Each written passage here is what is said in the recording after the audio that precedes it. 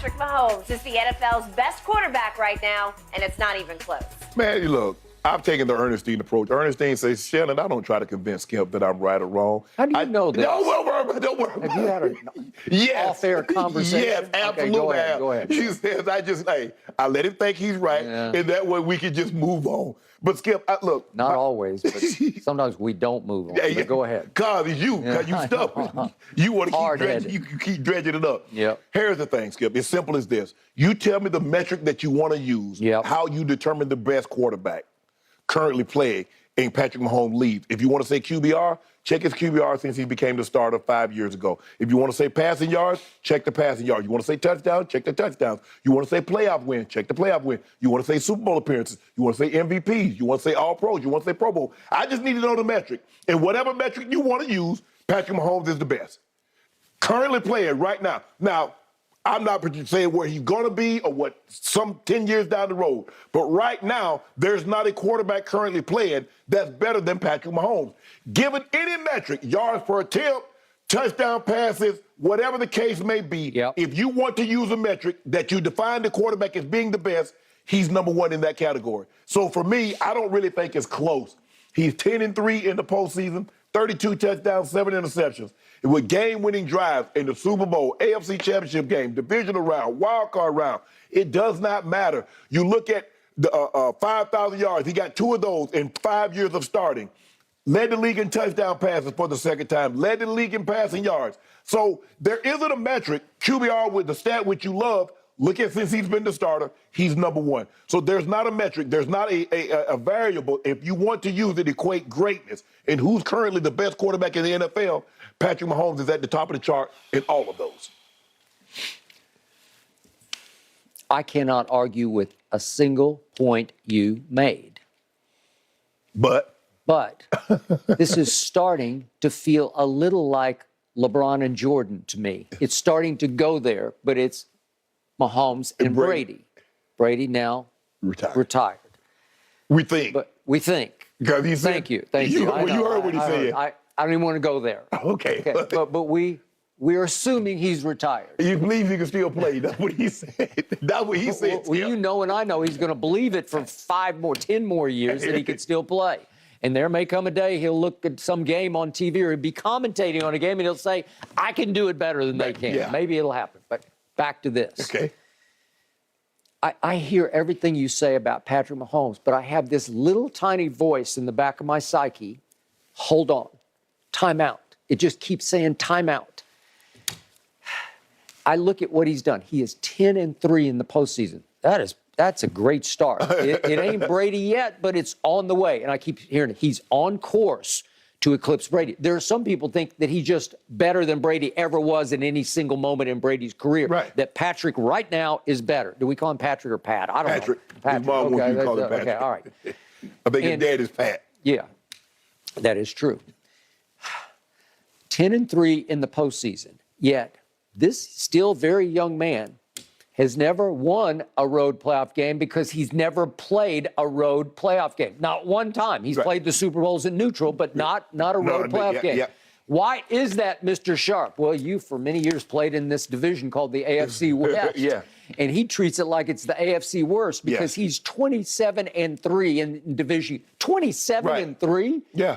Is that all because of him and Andy to a degree? And they've had the best quarterback in that division, but like by far. Yes. 27-3, and the only 3 losses, weirdly, he suffered at home. It's just bizarre. That has allowed them to play in 5 straight home playoff games because they got home field, and they just march on, right? You remember when Brady was doing what he's doing in the AFC East? Yep. When it was Buffalo, and the Miami, and the Jets? He was winning all those games. The Jets, Buffalo rarely beat him. Okay, but Brady ended up 35 and 13 in the postseason. 35 and 13. That's pretty great. Yes. 11 times he played on the road. 7 times out of 11 he won bona fide road playoff games, not Super Bowls neutral. I'm talking about on the road. He went 7-4, and obviously The last time he won the Super Bowl, he went Aaron Rodgers-esque on the road through the whole postseason because they were a wild card team. And they had to go to Washington. And as you remember, they had to go to New Orleans and then go to Green Bay, the frozen tundra, right? Okay, so they went and won in all those three places and then beat Patrick Mahomes in the Super Bowl. Correct. All right. Walk me through this quickly. Okay. Let's go back to the Super Bowl. He did win. We were there, obviously. It was on Fox. Yeah. And it's against the San Francisco 49ers featuring Jimmy G at quarterback. Okay. Okay. So they're down much of the game, 20-10. And late third quarter, if we could see interception number one, this is 5.5 minutes left in the third quarter. Patrick rolls a little right. He's a little bit bothered. And that's just horrible. It's just a bad idea and a bad pick. And I was astounded because they're down 20-10 at this point. I'm thinking, you're getting into big trouble now. This should be San Francisco's game to lose. Right. Okay? And then early fourth quarter, it's just shortly into the fourth quarter, he turns around and does it again. He forces the ball to Tyreek, and I'm saying, you're kidding. You are kidding. It's behind. It's behind and a little hot, and Tyreek can't catch it, and they do. And I'm thinking, you are cooked, man. This is San Francisco's game now to win. They are in charge of this game. And they couldn't cash because in the fourth quarter, Jimmy G went 3 of 11 for 36 total yards, an interception.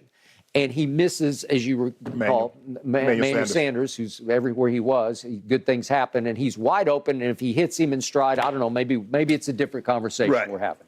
But the point was, it gets to 3rd and 15 at Kansas City's 35, and Patrick pulls off the pass that he pulled off that I said that Tyreek had to come back and fair catch because he just throws it. He heaves it. He's got a free rusher right in his face, and he just heaves it out into the flat, and Tyreek has to stop over in the flat and catch it, and it goes for 44 yards, and it turns the game on its head, as you know, and they storm back finally and win the game.